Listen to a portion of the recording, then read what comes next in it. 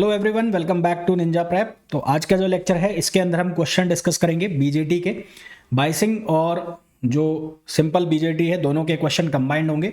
दो लेक्चर्स में question cover होंगे और गेट में आए हुए क्वेश्चंस हैं तो काफ़ी इंपॉर्टेंट है आपकी प्रिपरेशन के लिए। तो ढंग से इन क्वेश्चंस के सॉल्यूशन जो है उनको तरीके से समझना, एक एक चीज़ नहीं आए तो पूछ लेना। तो चलिए स्टार्ट करते हैं। सबसे पहला जो क्वेश्चन हमें गिवन है उस क्वेश्चन में हमें बोला गया है, for a bipolar junction transistor which of the following statement are true. Bipolar junction transistor के लिए इनमें से कौन से स्टेटमेंट्स सही हैं। मल्टीपल सेलेक्ट क्वेश्चन है। पहला ऑप्शन है doping concentration of emitter region is more than collector and base region. बिल्कुल सही है। सबसे ज़्यादा डोपिंग होती है एमिटर के अंदर, फिर जो डोपिंग होती है वो कलेक्टर के अंदर, सबसे कम डोपिंग होती है किसके अंदर, बेस के अंदर। पहला तो सीधा सीधा सही दिख रहा है। फिर नेक्स्ट जो ऑप्शन है उसमें बोला है only electron participate in current conduction. नहीं, ऐसा नहीं है, ये गलत है। माइनर करियर और मेजर करियर, इलेक्ट्रॉन्स और होल्स दोनों पार्टिसिपेट करते हैं, है ना। तो इलेक्ट्रॉन और होल्स दोनों पार्टिसिपेट करते हैं, तो ये जो है ये वाला ये गलत लिखा हुआ है, रॉन्ग। ये वाला जो स्टेटमेंट है रॉन्ग स्टेटमेंट है, wrong wrong. Both electrons and holes, both electrons and holes participate in conduction।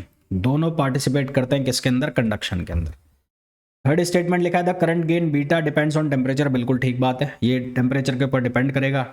तीन पैरामीटर होते हैं हमारे पास, बीटा पैरामीटर, एक होता है हमारे पास जो लीकेज करंट है और एक होता है थर्मल रनअवे। तीनों टेम्परेचर पर डिपेंड करते हैं।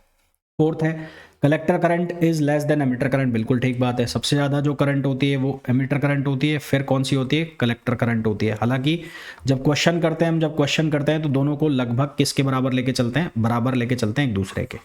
तो यहाँ तीन स्टेटमेंट हमारे पास सही हैं, ए, सी और डी। तो ये तीनों स्टेटमेंट सही हैं। ठीक, नेक्स्ट क्वेश्चन पे आ जाओ। नेक्स्ट क्वेश्चन के लिए डायग्राम बनाना पड़ेगा। पहले मैं डायग्राम बना देता हूँ। डायग्राम कुछ ऐसा दिया हुआ है आपको। ये R1 रजिस्टर है और ये R2 रजिस्टर है। ये R1 है, ये R2 रजिस्टर है। यहाँ इनपुट वोल्टेज है, ये इनपुट वोल्टेज है। और कुल मिलाकर जो सर्किट है वो बनाया हुआ है कैसा, जो वोल्टेज डिवाइडर बायस होता है उसके जैसा सर्किट बनाया हुआ।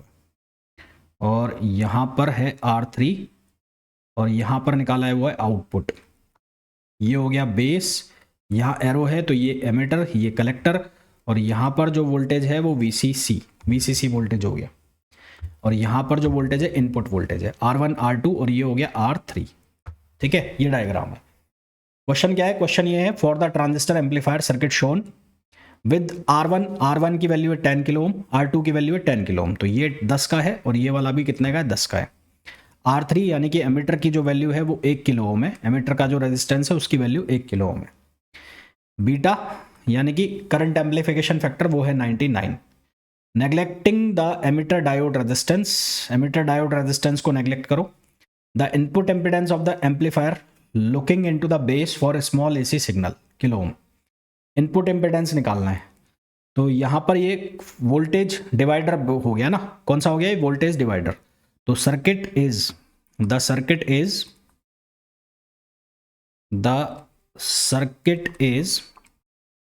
Voltage divider feedback circuit. और उसके अंदर हम लगाते हैं क्या, थेवेनिन्स थ्योरम। थेवेनिन्स थ्योरम लगा के हम किसकी वैल्यू निकालते हैं, हम इक्विवेलेंट रेजिस्टेंस की वैल्यू निकालते हैं। उसके अंदर हम लगाते हैं थेवेनिन्स थ्योरम और उससे RTH की वैल्यू निकालते हैं। RTH किसके बराबर होता है, R1 R2 upon R1 plus R2। तो लगा दो R1 R2 10 और ये भी 10 और अपॉन 10 प्लस 10। तो कितना हो गया, ये हो गया 100 अपॉन 20। तो आंसर जो आ जाएगा तुम्हारे पास वो कितना आ जाएगा, 5 किलो ओम। ठीक है, कितना आ जाएगा, 5। एक मिनट चेक कर लो इसको, ये 10 किलो ओम है ना, तो यहाँ 5 इंटू 10 पावर -3 लिखो। देखो ये हो जाएगा 10 किलो ओम, 10 किलो ओम, तो ये कितना हो जाएगा 100 इंटू 10 पावर 6। और यहाँ से बनेगा 20, तो ये बनेगा 20 इंटू 10 पावर 3, तो ये बनेगा किलो ओम में बनेगा। ठीक है, तो 5 किलो ओम इसका आंसर आ जाएगा। 5 किलो ओम। नेक्स्ट क्वेश्चन पे आ जाओ।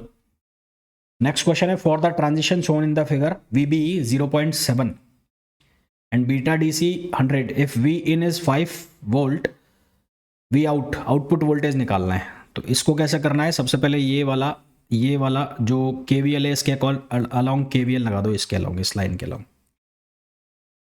तो इस लाइन के अलॉन्ग KVL लगाओ पहले। तो यहाँ करंट होगी IB और यहाँ करंट होगी, ये हो गया RE और करंट होगी IE। कौन सी करंट होगी? IE, क्योंकि IE लगभग बराबर होता है IC और बीटा इज इक्वल्स टू किसके इक्वल? IC upon IB। तो IC को आप क्या लिखोगे? वो लिखोगे बीटा इंटू IB और ये किसकी वैल्यू भी हो जाएगी? IE की वैल्यू हो जाएगी। तो इस लाइन के लिए मैं KVL का यूज़ कर रहा हूँ सबसे पहले। तो KVL का यूज़ करोगे इसके लिए तो क्या लिखा जाएगा? V in minus RB IB minus VBE और माइनस IE और RE इज इक्वल्स टू 0। अब IE जो है उसको आप क्या लिख दो? बीटा इंटू IB यहाँ पर। तो V in minus RB IB minus VBE और IE की जगह आप लिख दो beta into IB, beta into IB और RE इक्वल्स टू 0। तो यहाँ से इससे इक्वेशन बनेगी IB के लिए। तो IB की जो वैल्यू बनेगी वो बनेगी V in minus VBE upon, ये हो जाएगा RB प्लस बीटा RE। तो वैल्यू सब्सटीट्यूट करो यहाँ पर। तो V in की जो वैल्यू है वो है 5 वोल्ट, ये वैल्यू कितनी है? 5 वोल्ट माइनस ये वैल्यू है 0.7। देन RB की जो वैल्यू है यानी कि बेस रजिस्टर वो दिया हुआ है 200 किलो ओम। तो ये 200 प्लस बीटा की वैल्यू कितनी है? 100, तो ये हो गया 100। देन RE की वैल्यू कितनी है? 1 किलो ओम। तो यहाँ से सॉल्व करोगे तो सॉल्व करके आपके पास IB की जो वैल्यू आएगी वो लिखी जाएगी 4.3 upon 300 into 10 power minus 3 ampere यानी कि मिली एम्पियर में ये वैल्यू निकाल ली। आपको पूछा है आउटपुट वोल्टेज, तो आउटपुट निकल रहा है यहाँ पर। तो अब यहाँ पर लगाओ किरचॉफ वोल्टेज लॉ इस लाइन पर। तो अगेन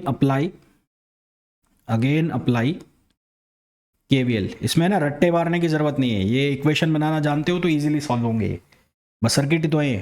तो यहाँ पर KVL लगाओ, तो यहाँ पर लगाओगे तो क्या लिखोगे? 10 माइनस IC RC और minus V out equals to क्या हो गया? 0।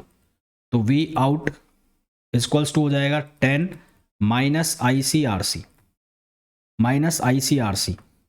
तो 10 माइनस IC चाहिए तो IC के लिए बीटा इंटू क्या करना पड़ेगा भाई? IC कैसे निकलेगा? Beta into IB।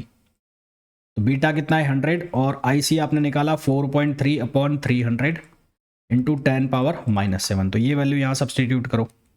तो 100 into 4.3 upon 300 into 10 power minus 7 और RC जो है RC कहाँ गया? RC ये रहा 3 किलो ओम। तो ये वैल्यू यहाँ पर सब्सटीट्यूट करो 3 किलो ओम। सॉल्व करो, सॉल्व करने पर आंसर जो आएगा, किलो ओम को सिंपल कर लो 10 पावर 3, तो आंसर आएगा 5.7 वोल्ट। 5.7 वोल्ट ये आंसर आ जाएगा। तो ऐसा कोई इक्वेशन याद करने की ज़रूरत नहीं है, हालांकि इक्वेशन याद हो तो उससे भी कर सकते हो, पर याद करने की ज़रूरत है नहीं क्योंकि इतने सारे बाइसिंग सर्किट से कहाँ तक याद रखोगे। तो इसको ईजिली सॉल्व कर सकते हो आप ऐसे भी। नेक्स्ट क्वेश्चन पे आ जाओ।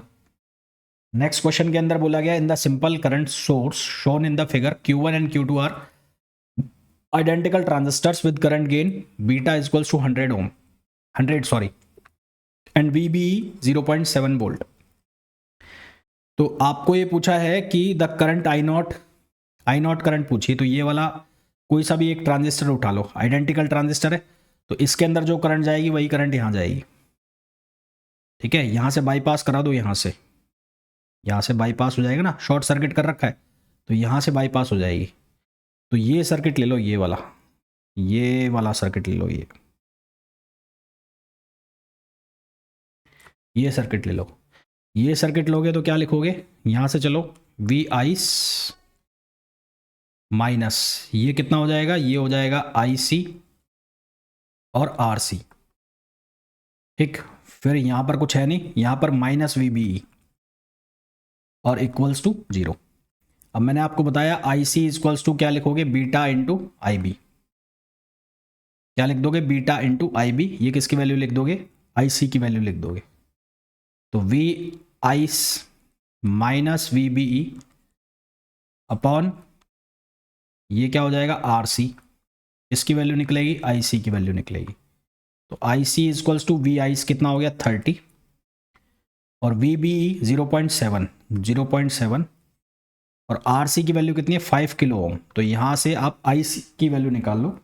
तो आई सी की जो वैल्यू निकल के आएगी वो आएगी 5.86 मिली एम्पियर।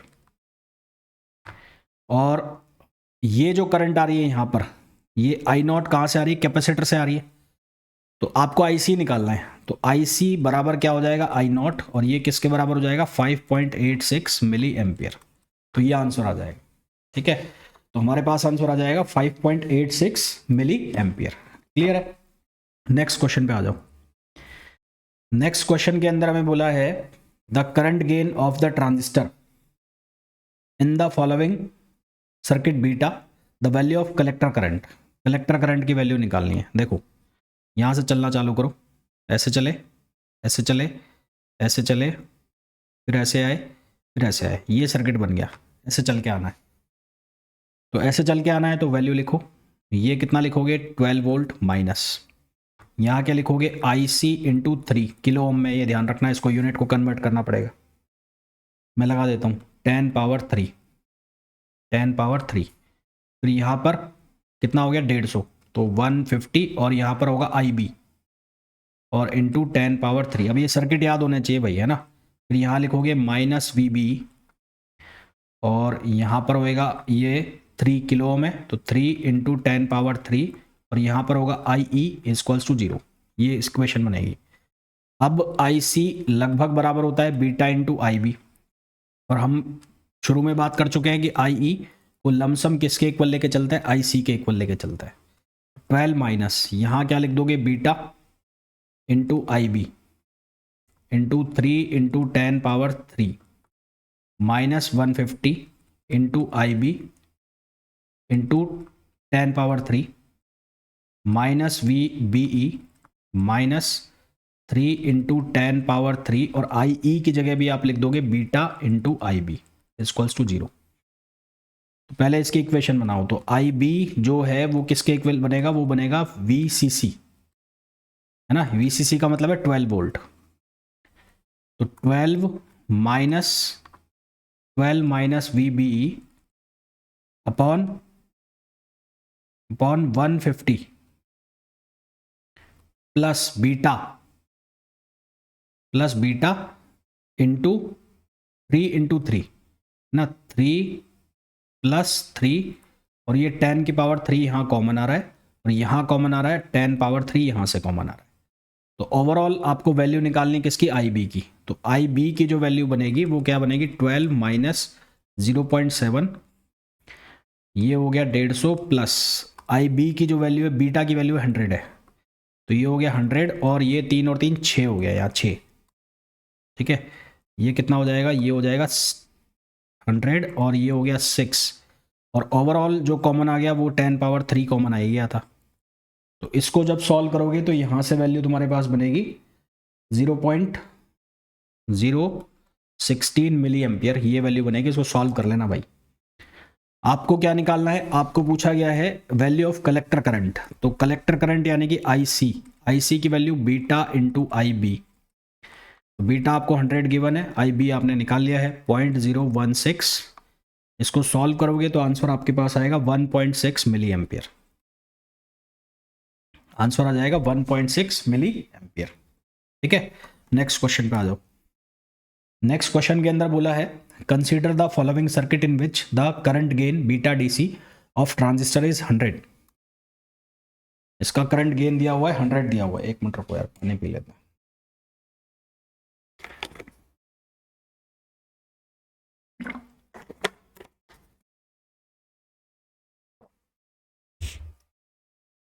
इसका करंट गेन हमें दिया हुआ है विच of the following correctly represent the load line. Load line analysis करना है बेसिकली। तो लोड लाइन एनालिसिस के लिए इक्वेशन याद होनी चाहिए आपको। तो VCE की इक्वेशन होती है VCC माइनस IC RC। तो आपको ऑपरेटिंग पॉइंट निकालना है। आपको वैल्यू निकालनी है VCC और ICRC की, ये वैल्यू निकालनी है। ठीक है, तो सबसे पहले तो आप ये वाली लाइन ले लो, ये वाली लाइन के अकॉर्डिंग चल लो, इस वाली लाइन के अकॉर्डिंग। यहाँ से हम IB निकालेंगे पहले। तो पहले हम निकालेंगे IB। पहले ये लिख देता हूँ मैं, इक्वेशन जो लिखोगे वो लिखोगे VCC, ये हो जाएगा माइनस IB RB, फिर हो जाएगा माइनस VBE, और ये हो जाएगा माइनस ये IE होगा, है ना, यहाँ पर करंट जो होगी वो होगी IE, और उसको मैं किसके बराबर लिख दूंगा, बीटा इंटू IC, तो ये बीटा इंटू IB हो जाएगा, क्योंकि IC को लगभग हम किसके बराबर लेके चलते हैं, IE के बराबर लेके चलते हैं, ये मैं पहले भी बता चुका हूँ। तो यहाँ इसको क्या लिख दोगे, बीटा इंटू IB और RE इक्वल्स टू 0। तो ये इक्वेशन जब बनाओगे तो यहाँ से इक्वेशन जो बनेगी वो बनेगी VCC minus VBE upon RB plus beta RE, और ये वैल्यू हम निकाल रहे हैं किसकी, IB की वैल्यू निकाल रहे हैं। तो IB की जो वैल्यू है VCC कितना है, 15 है, तो 15 अपॉन RB कितना है, 100 है, और ये भी 100, ये 100 किलो ओम है भाई, ये 100 किलो ओम है और ये 100 ओम है सिर्फ। तो ये लिखा जाएगा 100 इंटू 10 पावर 3 प्लस बीटा की जो वैल्यू है, बीटा कितना है, 100 है, तो 100 इंटू 100। तो यहाँ से IB जो निकल के आएगा वो आएगा 15 अपॉन, ये कितना हो जाएगा 10,000, तो ये हो गया, तो 10 पावर 4 कॉमन निकाल लो, है ना, 10 पावर 4 कॉमन निकाल लोगे तो 10 प्लस 1, तो ये हो जाएगा 15 अपॉन 11 और इंटू 10 पावर 4। तो आप इसको ऐसा बना लो, IB इक्वल्स टू 15 अपॉन 110, और ये मिली एम्पियर में हो जाएगा। आपको निकालना IC, तो IC की जो वैल्यू है वो कितनी हो जाएगी, वो हो जाएगी बीटा इंटू IB, तो 100 इंटू 15 अपॉन 110, ठीक है, 110 मिली एम्पियर। तो यहाँ से ये वैल्यू करीबन मेरे हिसाब से 115 अपॉन 110 और इंटू 100, 13 के पास आसपास आएगी, लमसम 13 मिली एम्पियर के आसपास ये वैल्यू आएगी IC की। तो IC की वैल्यू आ गई, फिर आप निकाल लो VCE, तो VCE किसके बराबर है, VCC माइनस IC और RC। तो VCC की जो वैल्यू है वो कितनी है, 15 वोल्ट है, तो ये वैल्यू है 15 वोल्ट, और माइनस ये वैल्यू लगभग 13 आई है मिली एम्पियर में, यानी कि 10 पावर माइनस 3 है। और RC जो है, RC की वैल्यू है 900 ओम, तो ये 900 ओम है, तो इंटू इसको 10 पावर माइनस 3 लगा के इंटू 900 कर लो, तो ये करोगे तो कितना आएगा, 13 इंटू 900 डिवाइड बाई 123, तो ये लगभग 2 वोल्ट के आसपास आंसर आएगा। तो VC 2 वोल्ट आ गया, 2 वोल्ट। चेक करो कौन सा ऑप्शन मैच कर रहा है, तो 2 वोल्ट एंड 13 मिली एम्पियर, ये फर्स्ट ऑप्शन ही मैच कर रहा है। तो इसका जो करेक्ट आंसर हो जाएगा वो हो जाएगा A, ठीक है, इसका जो राइट आंसर है वो कौन सा हो जाएगा, A हो जाएगा। नेक्स्ट क्वेश्चन पे आ जाओ। नेक्स्ट क्वेश्चन में बोला है, in the following circuit TR1 and TR2 are identical transistors having VBE equals to 0.7 volt, the current passing through the transistor TR2। यहाँ पर सर्किट देखो कौन सा बनाओगे, यहाँ पर लूप बनाओगे, जो ये बनाओगे,